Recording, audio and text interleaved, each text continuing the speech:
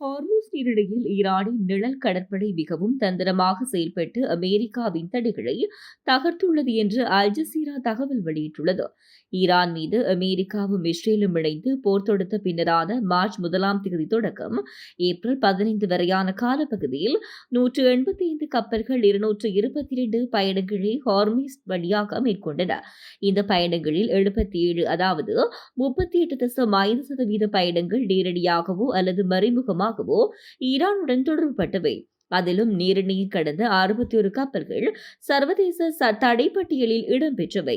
Hormuz நீரிணையை கடப்பதற்காக நிலப்பரப்பால் சூழப்பட்ட பொஸ்வானா, San Marino மற்றும் Madagascar போன்ற நாடுகளின் கொடிகள் பயன்படுத்தப்பட்டன. சர்வதேச கண்காணிப்பிலிருந்து தப்ப AIS எனப்படும் தானியங்கி அடையாள கண்காணிப்பு கருவிகளை இந்த கப்பல்கள் வேண்டுமென்றே முடக்குகின்றன.